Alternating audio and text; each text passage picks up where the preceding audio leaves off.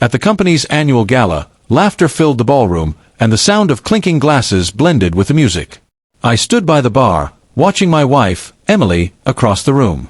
She looked stunning in her navy blue dress, her smile lighting up the conversation she was having with her colleagues. I had always been proud of how confident and respected she was at work. She joined her company 5 years ago, and in that time, she'd built a strong reputation, admired by many, including her so-called work husband, Ryan. I'd heard about Ryan before. He was charming, funny, and, according to Emily, just a close friend. I never minded much. Every workplace has its friendships, and trust has always been important between us. But that night, something changed. As I waited for her to join me, I overheard 2 men near the bar talking. One of them, tall with slicked back hair and a confident smirk, was Ryan. I recognized him immediately from Emily's photos. "She's mine at the office," Ryan said, laughing as he took a sip of his drink. "We're practically a team. Everyone knows we're inseparable." His friend chuckled. "You mean Emily, right? The one you always sit next to in meetings?" Ryan grinned. "Yeah, that's the one. She and I have a special connection. Her husband's a nice guy, I'm sure, but let's be honest, she spends more time with me than with him." My heart tightened. For a moment, I wasn't sure if I'd heard correctly. I tried to brush it off as harmless banter, but his tone wasn't playful, it was possessive. I felt a wave of anger rise, but I stayed silent. Confronting him there would have caused a scene, and I didn't want to embarrass Emily. Instead, I walked outside for some air. The cool night breeze hit my face as I tried to calm down. I wasn't angry at Emily. Not yet, at least. I was angry that someone could speak about her like that. And what hurt more was that people around him laughed, as if it were perfectly acceptable. A few minutes later, Emily found me outside. "Hey," she said softly, "you disappeared. Everything okay?" I forced a smile. "Yeah, just needed a break from the noise." She studied my face. "You sure? You look upset." I hesitated. "Emily, what exactly is Ryan to you?" Her eyes widened slightly. "Ryan? He's just a friend, why?" I took a breath. "Because I overheard him bragging inside. He told people you're his at the office." For a moment, she didn't speak. Then her expression hardened. "He said what?" "I didn't want to tell you here," I said quietly.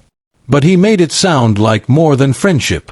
Emily looked down, visibly uncomfortable. "That's completely out of line. I'll talk to him." "Are you sure you want to?" I asked. "You don't have to make it awkward." She shook her head firmly. "No. If he's saying things like that, I need to set boundaries." Later that evening, as the gala wound down, I saw her pull Ryan aside. Their conversation was brief but intense. He tried to laugh it off, but Emily's serious tone made it clear she wasn't amused. When she walked back toward me, her expression was calm but cold. "It's handled," she said simply. "I made it clear that what he said was disrespectful, not just to you, but to me too." I nodded, proud of her but still uneasy.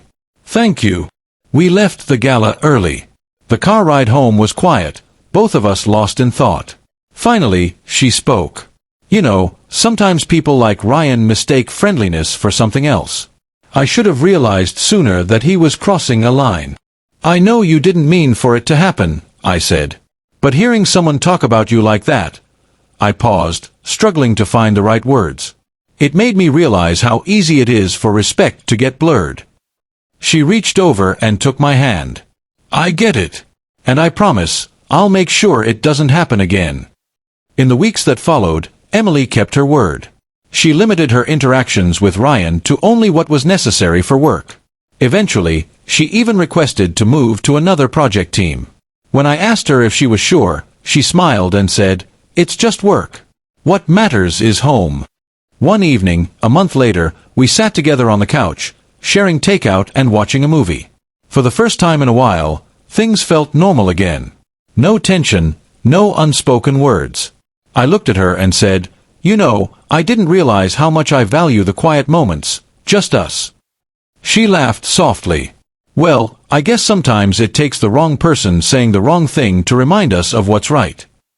I smiled. True. That night, as we cleaned up dinner, Emily's phone buzzed. She checked it, frowned, and showed me the screen. It was a message from Ryan. I miss our old team.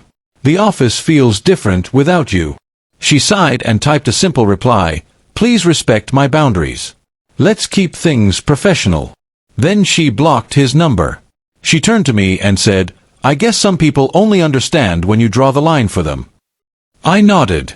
And you did. Months later, at the next company event, I went with her again. Ryan was there too, standing with a different group. This time, he avoided eye contact, his confidence gone. Emily didn't even glance his way. She stayed by my side, introducing me proudly to her new colleagues. As we danced together that night, really danced, she leaned closer and said, You know, I'm glad we came. I smiled. So am I.